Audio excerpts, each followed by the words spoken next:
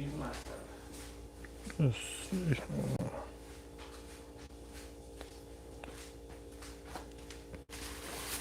What's going on out there?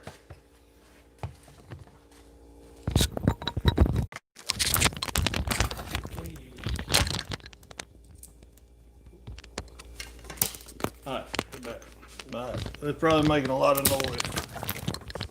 Just trying to get them things uncovered a little bit.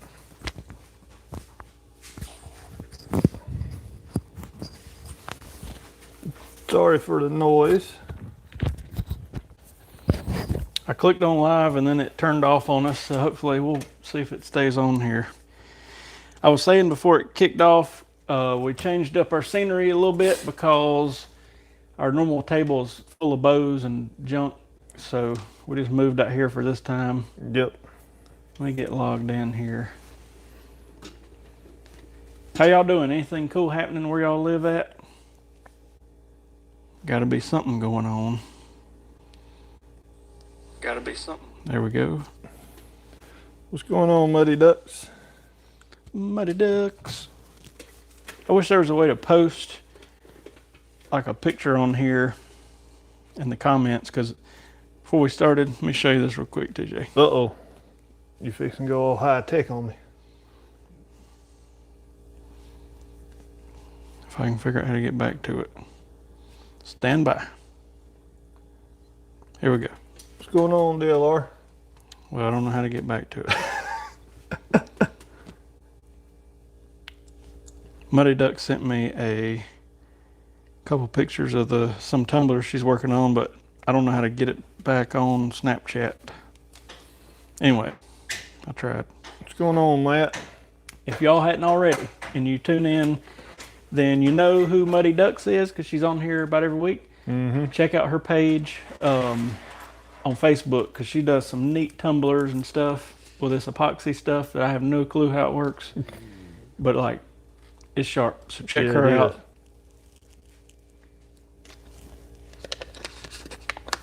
If you just tuned in, we changed to the other side of the counter because our normal counter is full of bows and random stuff. So What's going on, Matthew? Yo. Tonight, I'm sure y'all are wondering, I'm gonna scoot this way a little bit. We are gonna give away a murdered out black wrist sling that they gave us at the ATA show from B&D Custom Braiding. I have no clue who they are, but we're gonna give that away. What do you think? A number between 1 and 25? Yeah, we'll do 1 and 25. I'm gonna see if I can share this on Facebook while we are tinkering here. You do that. I'll go ahead and see about getting random.org drawn up. Let me see here. Y'all are gonna hear the air kick on. Hopefully it's not too loud in the speaker. I'm gonna post a link to our live feed on the Archeryshack page real quick. We are live on the tube. Muddy Duck says she just sent it to your messenger. Okay.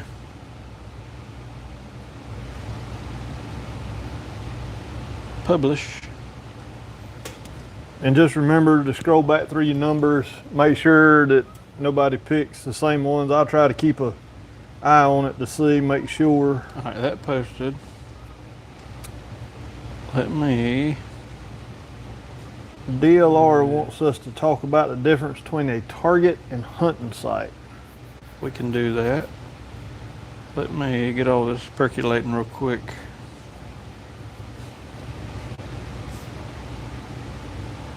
It's weird because what you would consider a target site, people are now using for hunting.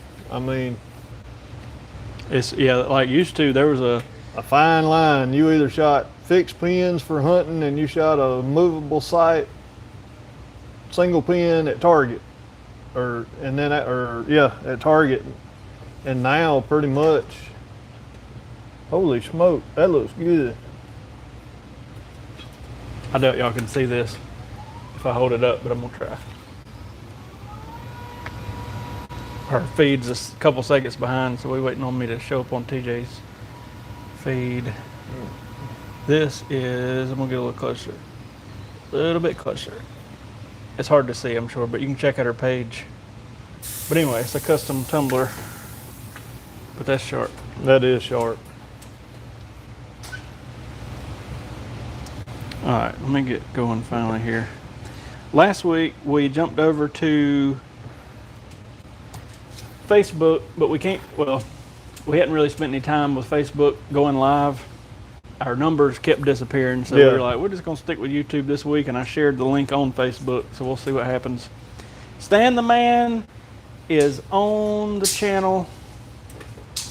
We heard word from Stan the Man that he was laid up in the hospital. They done snatched out his gallbladder. He was high, and we popped up a couple Thursdays ago, and he was giggling in the bed at us. So, thank you, Stan the Man. But back to the hunting and target site. I mean, now, like we said, now there's really no difference between a target and hunting site, except for, most of your target sites you have clicks. So if you was to, turn your dial, you'll hear it click, click, click, click, click. Whereas a lot of the single pins, they just have a smooth gear, no travel. But DLR, it kind of goes both ways now. Like, for example, our probably best-selling site this year, I think, has been the Spot Hog Fast Eddy and Fast Eddy XL, and they don't have the click. But you can add a lens or not add a lens, and we're mainly selling them to hunting folks. But it's so fancy, you could use it for tournaments, And that's what he just said. Target sites have the ability to add magnification. I mean, even your Spot Hog Fast Eddies, your Trophy Ridge, Rat 1 Pros, your HHAs. Yeah, all kind of stuff. Most of them, gold, black everything. gold. A lot of them, they sell an actual lens adapter kit that you can actually put on your scope housing. I mean, most of the Excel stuff, there's a lot of people, they probably by far one of their bigger selling scope housings is the AV41, and it'll take a lens and you can put it on a hunting or on a slide bar pretty much off any side if you wanted to.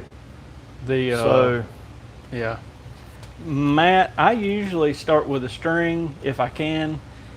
What I'll usually do is put a string level on it, get it level, and then I'll take some sort of a riser level, and I usually use that Hamskea third axis level, and then I'll screw it on the riser. But you ride a lot of times they don't go inside, but I'll move it around on the riser because there's sometimes places I feel like should be square, but it'll be off a little bit. But I'll try to make them both match if I can somewhere. I mean, sometimes I'll have to try the top, the bottom, the whatever, but I try to make them match if I can, and then I go from there. But I start with the string, then go to the riser, and then start checking stuff. That's my usual thing. But I have had bows that didn't fly on, and it makes you wonder, like, is the riser warped, or is it not something wrong? I don't know, but micro adjust pins. It's worth it on the sighting in part of it, because you can. But once once you sight it in, you good. Yeah. So it's like one of those. It's just like a micro rest. Yeah. It's nice for us when we paper tuning because we can just barely move it a little bit. But at the same time, once we lock her down, you're probably good for until the next time you change a string on it. But that one, like you say, if it's a multi-pin sight, it's good for really tuning in your pins. But with today's bows, most of them are shooting fast enough where your 20 and 30 yard pin is going to be so close together that you could pretty much shoot from 20 to 30 off of one pin. So the dovetail mount, I go back and forth. I mean, if you want to be able to take it off when you put it in the case or travel with it, it's probably worth it. But I do notice a lot of hunting folks have been getting the dovetails because they think I feel like it's just because they think it looks fancy, and they'll forget to run their sight back out and have it in the same notch or something like that when they shoot, and they'll be like, man, I'm shooting high or low or whatever. And finally, I've had a couple people, and I'll be like, have you got this in the same hole as you did when you sighted it in? And they'll be like, that's what it is. But I don't know. I don't know. I'm all about the dovetail on my hunting. I mean, on my tournament bow, and not so much on my hunting bow. But if I was going, I don't know. If I wanted to be able to fine tune my sight and my peep housing and all that, I'd go dovetail. And like the Fast Eddie we were talking about, I think it's what, 20 more bucks to get the dovetail, the XL. I don't know. If I was spending that much money, I'd probably go ahead and get it. I was going to say, in a lot of sites now, a lot of companies are going to dovetails.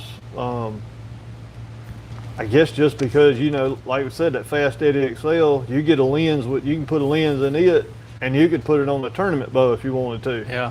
So the only dovetail I've seen bend was this guy one time. This has been a while back.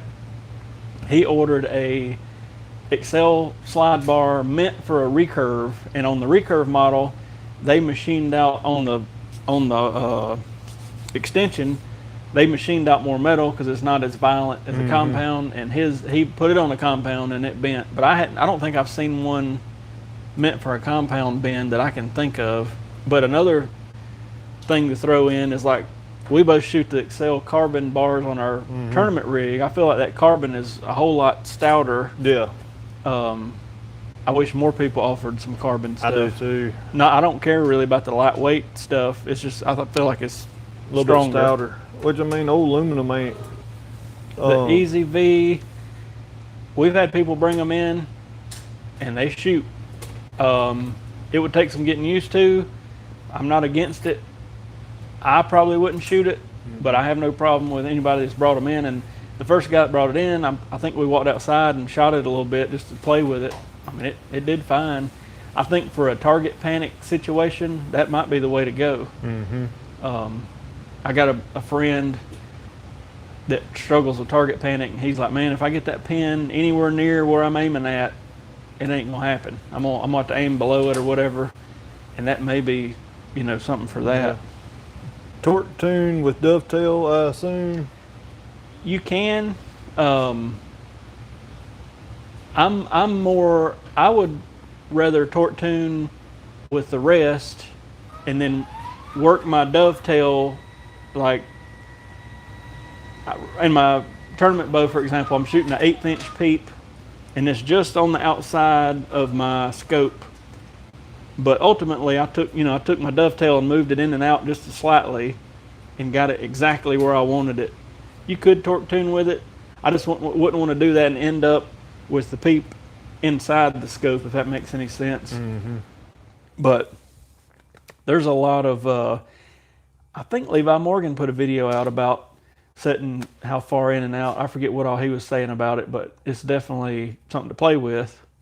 And according to where it's set, you can get more or less yardage as well, you know. Yeah. I'm gonna look up. I don't know. I just think a lot of sight companies are starting to go to a dovetail of some sort. I know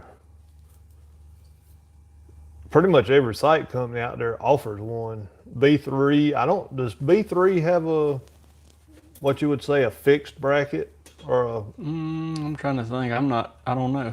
I'm not 100% sure either. Blake Manship is watching, and Blake, put your information in the chat. Blake has started a shop.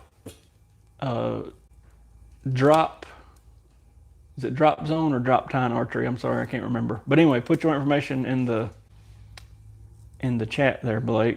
And we've got him some string shipped out. He's put on some customers' bows, and he's gonna play with some prime bows, and that'll be pretty fancy. I had a couple questions that were emailed in or Facebooked or whatever. One of them is, we all talk about field tip sizes for different size arrow shafts. And I don't know that we've ever talked about this. So on an aluminum shaft, which hardly anybody shoots anymore, the biggest field tip is an 11/32. That's probably what you're going to shoot. Mostly what we see now is a 5/16, and that's on your like standard carbon size. If you get down to like an axis size, it's usually a 9/32.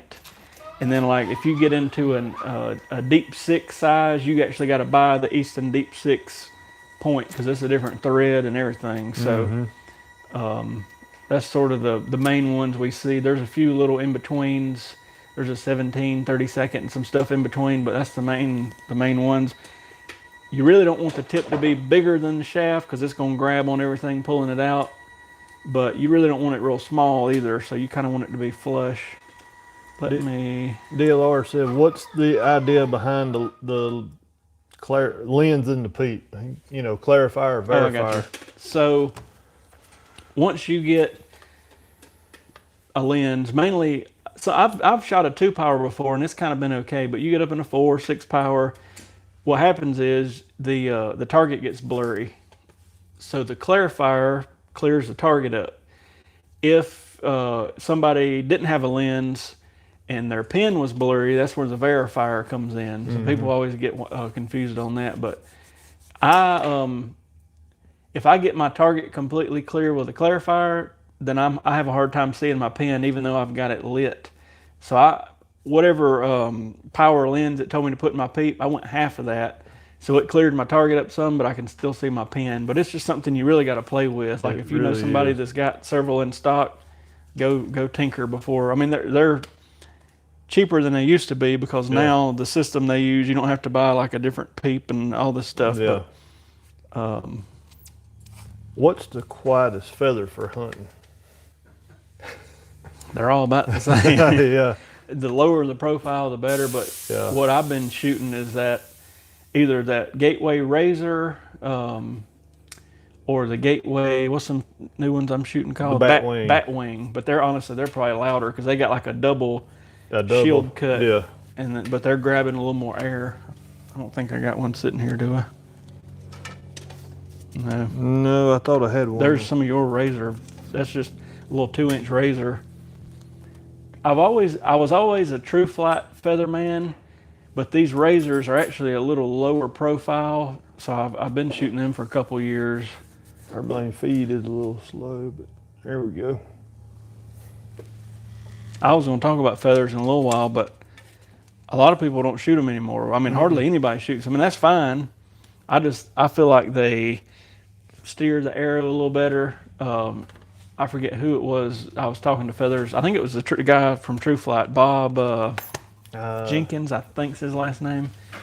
He said he thinks of it as like Velcro. He said those feathers lay back, when it's being pushed out of the bow, they fluff back out, and he said it's like they're grabbing air. Each individual piece of it's grabbing air, and you can tear them up and all that, but the research shows with a comparable feather and vane, the feather's faster up until 42 yards, and then from 42 to 62 yards they went the same speed, and then the vane was faster past 62, but I don't know if that means anything. Leon said the parabolics are quieter than the shield cut. Yeah, that's true.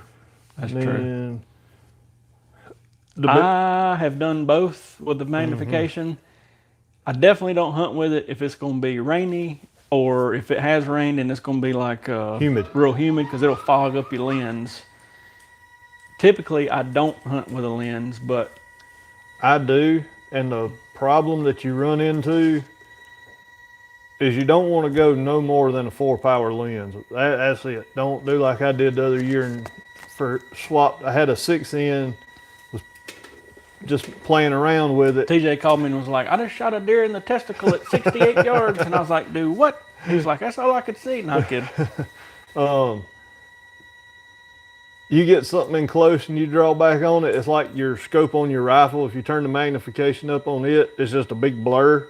But I'm running a 2-power right now on my hunting site, and so far I like the 2-power.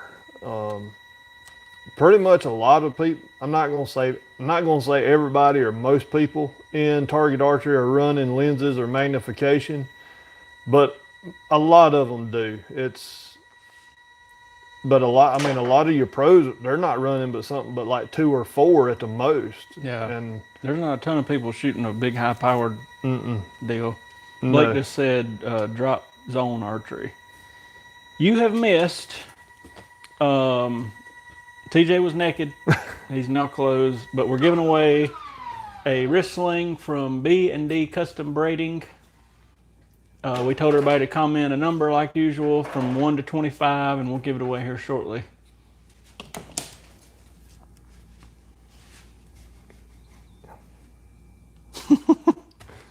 The old mountain oysters.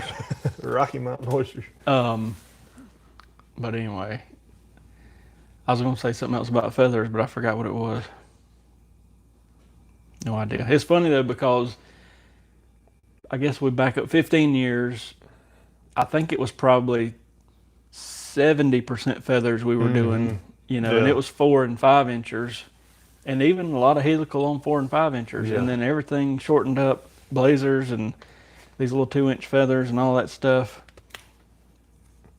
But you know, and then the next question we get asked a lot, what about feathers, is, well, how do they affect airflight if if it rains or they get wet? Gateway makes some, what they call it, stay dry stuff. It's a little powder you put in the bag and you just dip your air in there. The best stuff I've seen But there's a spray. Ozark feathers. I don't know if it's true, but supposedly Ozark is like the company, I guess, that cuts the feathers for these other companies. I don't know if that's true or not, but they got this liquid you spray on, and at all these shows, they'll spray it on an arrow with feathers in it and just straight dip it in some water and leave it there for like a minute and pull it out, and then feathers are untouched. So the powder's been out for a long time. You put it in like a Ziploc, stick an arrow in there, give it a little shake and get it on there, and it works. But that's pretty much the deal with feathers. I guess the downfall to feathers, and why probably a lot of people don't shoot them, is if you shoot with TJ, he's going to slap your arrow and skin them up, so you're going to have to refletch them more often. And then the water thing, if you don't think to treat them beforehand, you're going to shrink them down and that sort of thing. That's pretty much it. And they are louder. You can't blame me for knocking feathers off. We ain't shot, and I don't know when, so. What wax the name of the quiver you told me to? What was the name of the quiver? What was the name of the quiver you told me to? I don't know that one. I don't remember. Either got to be the Hitman or the 5-spot. I mean, Hex Light or the 5-spot. I'm trying to remember. No, it wasn't. The Conquest Talon. Oh, yeah, Conquest Talon. That thing, let me tell you about it real quick. I had to think for a minute. It came out this year. It's made by the same company as Black Eagle and Conquest Archery and all that, but the way it mounts is you squeeze the middle of it, and it has this claw that opens up and clamps down. And at the show, the reason we were impressed with it was they had them on risers loaded full of arrows, and they'd say, grab this quiver and shake it hard as you can shake it and try to make it fall off of this riser. And you could sling that thing and shake it, and it wouldn't even wobble. It was so tight. Yeah. And we were like, So, yeah. I need to get one for hunting season this year. And like with the feathers, when he slaps my feathers at the tournaments and it busts them up, you know, I might have to take one or two and just snatch them off like little pieces, but they'll still fly fine, you know. I get blamed for everything. I'll have to go get one of my arrows and show y'all in a minute. I don't even know if I got one fletched. He skinned them all up. No, you guys, well, no. I'll be like, listen, in my head, I'll be like, I'm going to shoot a 5 just so he won't hit my arrow. He'll shoot a 5 too. Yeah, we're gonna play with some ramcat heads. We actually had somebody leave us a sack of random broadheads to maybe test out, so we may go through them at some point and just kind of. I know there's a ramcat in there. I don't know which model it is, but there is a ramcat in there. I still think I might set up sooner than later, like before the summer's over, a broadhead test area out back, just so we can leave it set up. And as we get a broadhead or whatever, maybe next year as the reps come in with the new stuff, we can be like, give us a demo, and we can go back there and fire them into all this stuff and video it and let y'all know how it works. Yeah.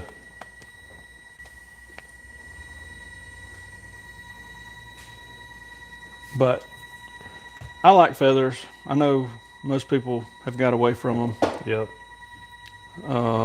Somebody wanted to talk about resistance releases. and how they work. So ultimately, the way they work is, well, first of all, you got your wrist strap, you just hit the trigger. You got your thumb button, you just push the trigger. You got your back tension, where ultimately, when you rotate it and the moon lets go, it goes. A resistance trigger, you actually hold the trigger down and it locks it so it does not fire until you get the full draw. You let it go, and then you got to set it, according to what your holding weight is. But you start pulling into the wall, and let's say your holding weight is 8 pounds, and you got it set on 10 pounds. So when you put 2 pounds of pull into that release, boom, it fires. So you know that if you pull hard enough, it's going to fire. But other than that, and if you let down, you just hold the trigger back down and let it down. Let's see. What's up, William? What's our take on strings that don't stretch, gas in particular? Any string company that, does like a pre-stretch regimen, you're probably good with. A lot of factory strings, not a lot. Let's say on most of your bows that are $500-$600 and less, they don't really pre-stretch them, and you're gonna have trouble. But any decent string people these days are going to pre-stretch them and get all that good stuff out beforehand. I still think, you need at least a few pulls and stuff of your bow to get the string seated into the cam tracks and that sort of thing, to get it acquainted to the bow, as I call it. But anything, pre-stretched should be legit. What's the best limb-driven air arrest drop away on the market right now? I mean, shoot, you can't. I think it's that the Gen 7 or Gen 7X from Vapor Trail, because it's simple. Yeah. It's got the rubber mold around it, so it don't make a lot of racket, and it don't get no more simple. There's nothing exposed. Yeah. You just hook your string up and roll with it. Even the Hampsky Trinity Hunter is a good one. It's got a little bit of weight to it, a little bit heavier than that Vapor Trail, but I feel like the Hampskys are built like a tank. Yeah. But they're a little heavy. The Vapor Trails are extremely simple. I guess, to me, in my head, the Hampskys are geared a little more toward tournament, and the Vapor Trails are geared a little more toward hunting. Mm-hmm. But you ain't gonna go wrong with a Vapor Trail or a Hampsky. No. Even your trophy. I know Trophy Taker's got some out there now. Mm-hmm. Trophy Ridge did have one a couple years ago, but I think they discontinued it. I didn't like it. I don't remember the name. The H something X. There was two models. There's like the HX and the H something X. But anyway, HXL. We got one in, sold it to a guy, went out there, and it was something was sticking on it. Because we got it set. It paper tuned, did the whole thing, and anyway, he come in and was like, "Man, I'm shooting in the dirt all of a sudden." And I was like, "In the dirt?" And I went out there and his cord was still pulled and everything. I got to looking and the rest wasn't coming up all the way. So we didn't order anymore. We switched something out, but the Trophy Ridge one was kind of sketch. Or that one was. That was enough for me to say, nope. Is it the SmackDown Pro? Is that the one that I'm thinking of from Trophy Taker? Yeah. And they make it either cable or limb. Yeah. You can buy either one. Yeah. Yeah, we make strings, of course, and we pre-stretch them. Jackie's back here making some right now. You can probably hear the machine going and the air cylinders and pneumatic stuff and all that. But there's a link in the description for a discount code. I think it's podcast 15. I think so.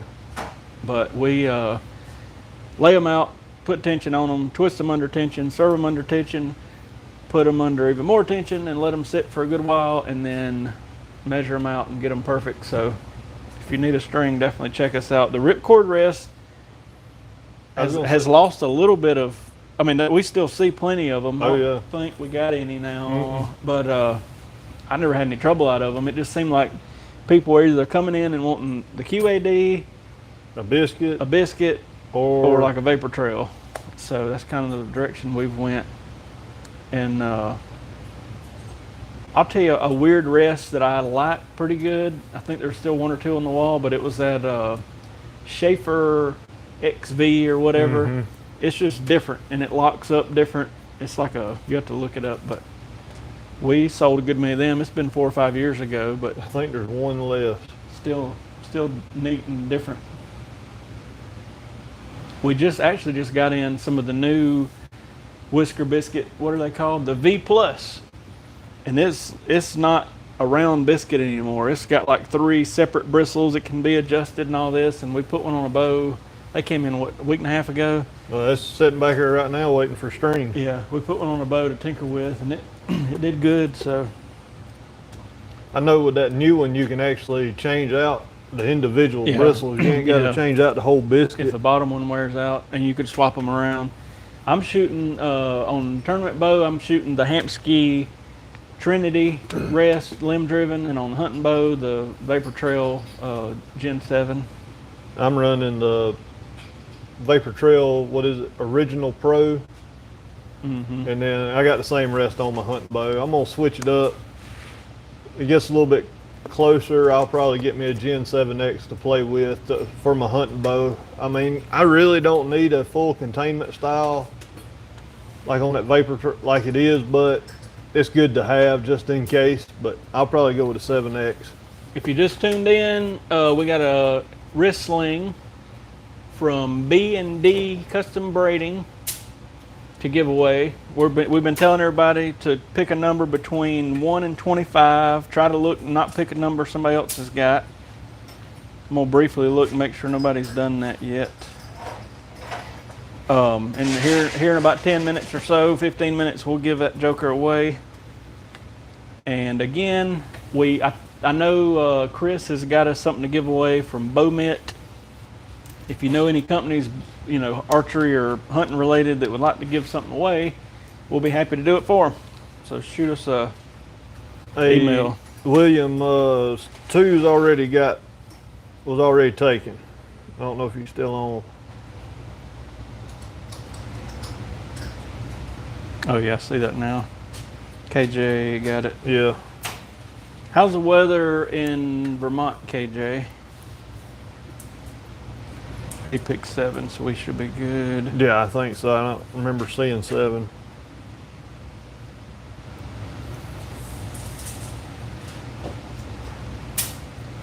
This thing got humid here. It's like mid 80s, but it's so humid. You walk outside and you're soaking wet. I think I'd rather have it be a little hotter, but no humidity than the way it is. This thing got wild. Oh, he said 7's up top. I must have passed it. Who had it? Oh yeah, Matthew did. All right, 7's taken 2. He said 1. I hadn't seen 1 yet. I do now. Now we're good. 70s and sunshine up there. I don't know anything. This is just something this company gave us at a show, so I don't know anything about them. But it is a tight braided wrist sling. My wife was actually making these for a while, but it just took so long, you know, to make a dozen of them or whatever and all that. She quit making them, and we've been ordering them from whoever. But good old wrist slings. Yep. I know a lot of people still now don't use one, but I still use one, even on my tournament bow. I always shot one, and then I'll tell you what, I switched because I don't remember what bow it was I had now, but that joker would hit the riser after every shot and make me think something was loose, and finally I was like, all right, I ain't gonna drop it, I'm just taking this thing off. Yeah, I'd got Dawn into making them about 4 or 5, and TJ's wife made them too, 4 or 5 years ago, and it's neat. And I think so many people started wanting them. She was like, good Lord, this is killing my hands or whatever. So we eased out of it. There's actually Zerto Slings is who I normally order them from. And that joker can crank them out.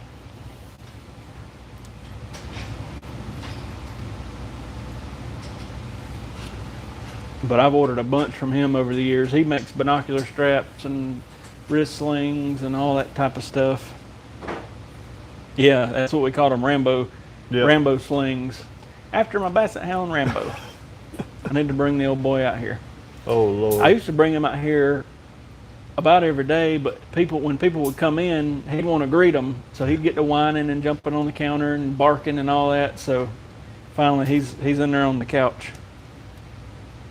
She said, I don't miss the blisters on my fingers. Yeah, no joke. I remember people started wanting those binocular slings, and if you do it in one one thing. I mean, you got to start with a lot of like 50 foot of each color of stuff. And anyway. You remember the one I did on my shooting stool that time? Yep. That was ended up being about that wide. Yep. I can't remember how much paracord I went through on that thing, but you wasn't gonna break it. No. No. Old Rambo, he's a mess. Mm-hmm. But yeah, he patrolled the shop about every day for a while, and then, especially if I had to go on the other side of the counter or something, he would get wild. So he mainly lays in there on the couch back at the house and waits on me to get home. Well, now Joanna messes with him nonstop, but Well, that's like Squirt does with Buddy, our little miniature schnauzer. what time is it? We'll wait about 8 more minutes till 7:15 before we draw this thing. If you hadn't picked a number, pick a number between 1 and 25. Scroll back through, make sure nobody else has got it. And if all the numbers is taken, let us know and we'll up it. We need to get with Muddy Ducks, purchase a archery related tumbler, and then give it away on here. That'd be kind of neat. Mm-hmm.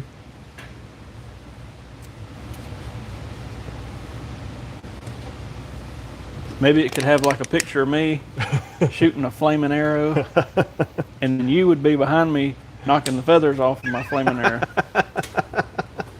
How did I know that was coming back up? Oh, me. But I'm trying to think of what's happened around here crazy that we can tell them about. I don't know. It's been kind of a dull week here so far Jackie laughed. that I can remember. I'm trying to think of anything crazy. Nothing comes to mind like that sticks way out. Other than Stan the Man coming in. Yeah. That's what we, well, we probably got some good shop stories. We just probably can't tell them on live. Might get in a little trouble. Censorship may be, Honestly though, in the past 2 weeks or so, I can't think of anything super crazy that's went on. Mm-mm. I'm just trying to think. Not really. Honestly, I thought we were going to get into a little bit of a slump, and then we got caught up on bows, and that lasted about a day and a half, and now we got another, I don't even know, 15 or something that got dropped off. So now here we go again. But yeah. I just hate to tell you, busy season's here. Number still available. Thank you, Muddy Ducks. Is 5, 8, 10, 16, 18, 19, 20, 21, 22, 23. We still got 5 or 6 minutes. What's the best way to ship a bow to us? KJS. I would, I'd probably put it in the box. Box it and send it through the post office is usually the cheapest. If you were to put it in like a case or something real heavy, then you got to flip over to UPS. But from where you are, I'm gonna guess you'd be looking at $20-25 in a box, as long as you don't make it a real big box. Mm-hmm. And if you were to put it in like a cheap case from UPS, you're probably looking at $40. Be sure to put the insurance on it too. Yeah, I always put the insurance on it, 'cause it's been a long time since they've damaged anything with us. Actually, it's been a real long time, but I don't want to take the chance. Better knock on some wood. I don't want to take the chance. And then I know we had a couple guys send us their bow cases, which is and those bow cases are the ones that I know like Cabela's and stuff sells for like $20 at one time a year. It'd be worth that just to ship it, and we zip tied them back shut and make sure nobody could get in them. Yeah.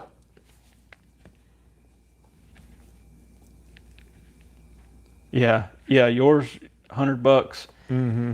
Once if it's in a case, or like some folks have shipped them in big old boxes, like TV boxes and stuff like that.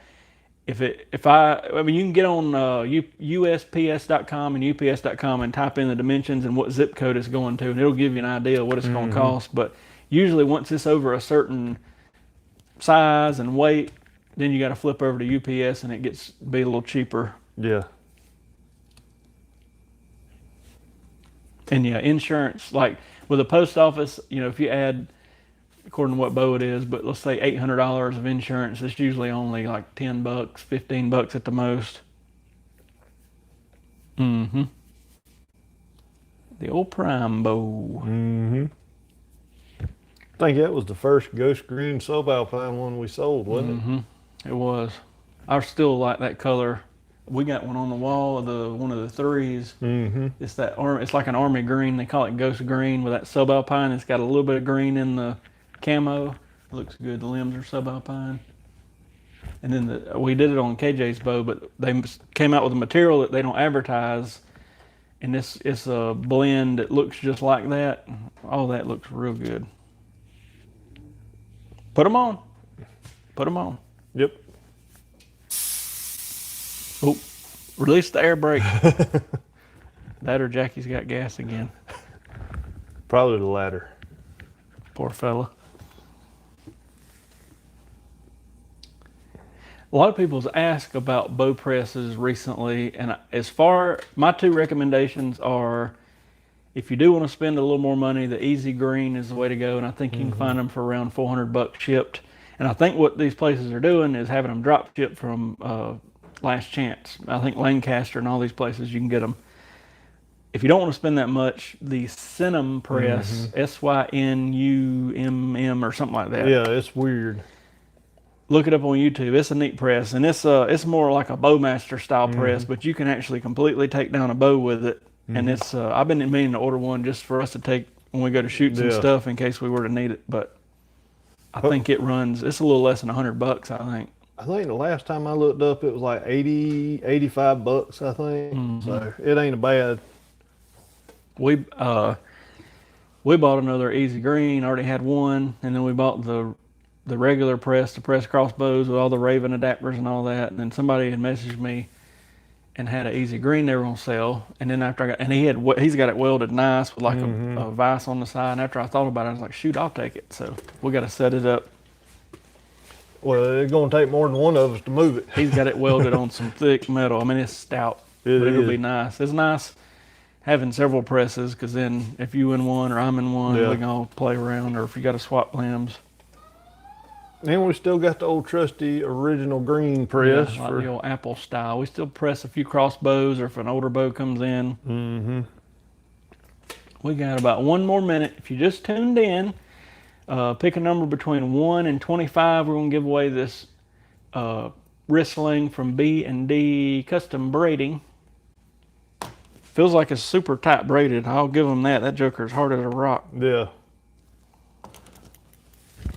Yeah, try it, KJ. Try one of them Synum presses. I can look into them, but I know Lancaster carries them.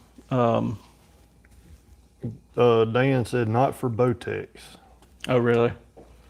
I think they make an adapter, don't they? I think so, but I don't know. I hadn't looked into I it hadn't here researched lately. it enough either.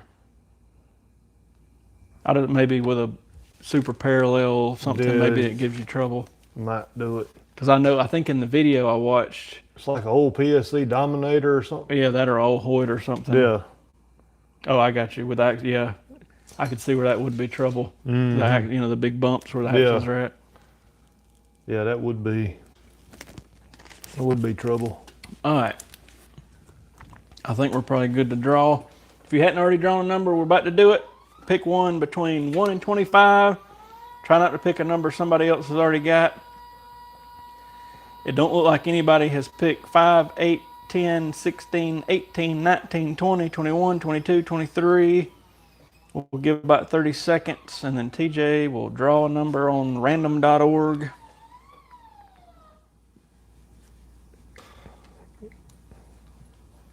We may have some funny stories to tell next week. Gene, Stan, you know Gene. Guy that comes out here, I've known Gene for 20 years, worked on his bows for 20 years. He's getting married this weekend and has talked us into coming and filming his wedding. And so me and TJ's gonna go, and I got all this fancy camera stuff, and then my brother-in-law's gonna go, and he's gonna take the pictures, and he's got a little bit of a background in photography. But my brother-in-law's, he's about a 400-pounder. And they have commissioned a sailboat to sail down the lake and take pictures and videos with. And we're betting old Donald's going to go into the lake. Yep. That'll be Sunday, so that'll be. And if he does, you better believe y'all are gonna see it because we're gonna put it on YouTube. Oh yeah, it'll be great. All right, let's pick a number. Okay, let me get here. 1 to 25. Number 7. Number 7. That's gonna be Matthew Seri. Congratulations, Matthew. I think I got your address, but I'm not 100%. If not, shoot me an email, archeryshack@gmail.com, and I will get this headed your way. I know Williams asked about his broadhead tool. We have not shipped it yet. It's been crazy here in the shop as far as being busy. I actually seen it sitting over there. I usually sit the stuff on my desk, so when I ship strings out every day, I'll ship it or whatever. And I looked over there a while ago, and I was like, TJ, I ain't shipped out their stuff from last week. But So I'll sit it in there. So Matthew has won the sling. Congratulations. yep. Let's see here. Let me look up one more question before we get off here. Uh-oh. Let me just I had a couple more. Should my nose touch the string at full draw? It could go either way, really. Yeah. If you got somebody like TJ, big tall fella, with a little short bow, it may not touch it because that string angle is going to be sharp. You know what I mean? He may, to keep his head level, he may not touch it. I try to touch my nose with the string on most bows at full draw, and I'll put it like on the tip. But I noticed TJ shoots with glasses on and stuff sometimes, and he'll put it over here on the side of his nose. I guess as long as you don't push on it, left or right too bad, you're good. Yeah, it's now a lot of, and plus I have length in my draw, so now that's the way I've always shot, is just kind of coming down here because just always shot. Everybody's, if you pull a tape on me and, everything, it's come up a 30-inch draw, but I actually put my prime on 31 and it fits a whole lot better. And just so I can, get it off my nose, get it on the tip of my nose. And, I don't know if it's just people who wear glasses or if it's got something to do with that. That's how it is, but it's just probably an old habit that. What's up, Chris? I didn't know you was on here. We just gave away some stuff. You missed it. I won't go get it because it'd be too much mess to go find it. But Chris, we made a nice, it's not a normal colored string. I like it when people don't go with a normal flow green black or red and black or whatever. We made him a electric blue and white speckled string for his Elite, and it's going to look good. It's for a cure, so it's already got the blue on the limbs. It's going to be neat. Mm-hmm. You mean to hand it across? Nah, I don't think they could see it on here anyway, Jackie. But anyway, so the nose on the string, if you can do it, I think it serves as an extra anchor point, but it can also hurt you if you put too much pressure on it. So not either way would be fine. Mm-hmm. And if you got a little short bow, you may not be able to do it without leaning way forward anyway. So anyway.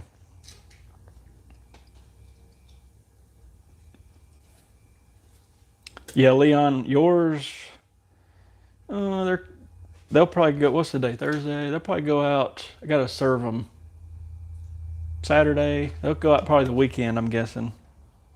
What do you like to sell online versus not? We can, any accessory we can sell online. And like with y'all, we normally just say, just call us or email us is even better and just say, hey, here's what I need. You know what I mean? We've had a lot of people do that since we started doing this. Yeah. And they'll just send an email and say, hey, I'm interested in this. I'll shoot them a price back. And then we go from there. I can send like a PayPal invoice. So, I can, even that press, I can order it. It's just, if some people have said like, I need something, we appreciate y'all wanting to order stuff from us, but some of the smaller stuff, by the time shipping's paid, all this different ways, it's easier to order, like from Lancaster or something. But definitely anything, you can email us and say, hey, how much for this or that.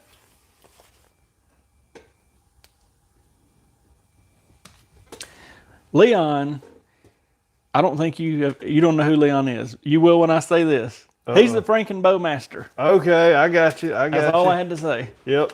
Leon's taking parts from this bow and that bow and other bows, and he's put them together. Did he and stick with his colors on this one? The normal colors are flow orange, Silver with a with a black, black pin pin. stripe, and clear servant. That is the signature Leon colors. Whenever And, when the orders come in to me, when I get here and lay out, and the first thing I see is He'll be flow like, orange, yeah. silver, black pin, and clear servant. I'm like, Frankenbow, right? He goes, yep. I was like, okay. I'll get a text. I've got a 1986. No, I'm kidding. Anyway, Leon has took some Matthews bows and some prime stuff and all kinds of different stuff and flipped and swapped and done some cool stuff. So, and when we ship them out, sometimes I'm like, I hope this works. But he'll send me a picture and be like, man, look at this. I was in it. What was the Matthews that he did that Didn't you do like a 40-inch Halon or something like that? Yeah. It was. I'm like, whoa, what in the world? But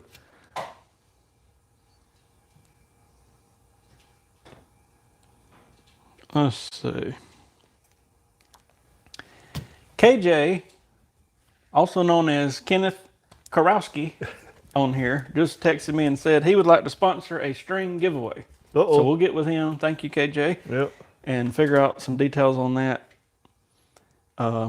You're welcome, Matthew. What did we give away? We gave away a B&D custom braiding wrist sling this time. Chris, I don't know if you've got on this feed before. Every week is something a little different. We gave away hats, stickers. I'm waiting on my wife to finish. We've made a couple, but some Archeryshack koozies and stuff like that. Yeah, Trident Frizer. Oh, yeah. Oh, man. Here's my favorite. This is probably not popular, but Tyler had bought a Conquest Triumph, and it didn't have a back bar. It don't come with a back bar, low back bar mount.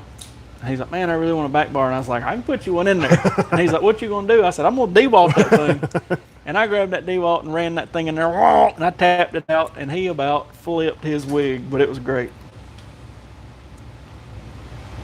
He said he just got caught up on the podcast. Yeah, he has to give me the links for the strings. Yeah. He's some sort of mad scientist. Nah, it's according, like, for example, we have got a couple Hoyt bows in here that people wanted to take the older cams and upgrade them to like a Z5 cam.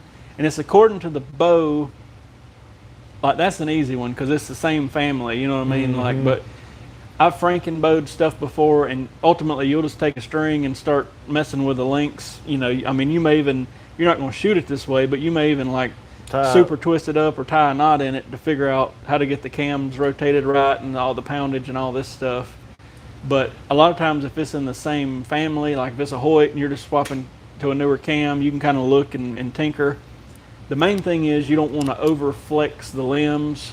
So like you'll say, all right, this bow going from static to full draw, the limbs flex 4 inches, but with this cam, they're flexing 5 inches. So I need to add that extra inch, and that's kind of the stuff you kind of got to go through sometimes according to the setup. But and sometimes it's I've got people that'll say, I'm gonna do this, I'm not sure this is gonna be right, can you just send me a junk set of strings, and then if that works we'll get a better set, you know. So that sort of thing.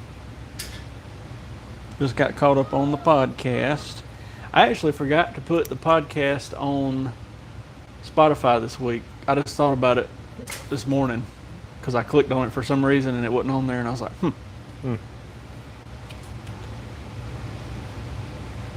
That'll be a good link, 34 and a half. Yeah. William, did we already answer William? Was that the question you seen? Yeah, about the broadhead tool. We still hadn't shipped it out. It's been crazy, and Jeremy forgot to take it in the office. So before I walk out of here, I'll go stick it on the office. That way he'll ship it out tomorrow. I'm trying to think of I remember back in the day, the cool Frankenbow was to take an older McPherson and put Matthews Max Cam on it. I did that several times.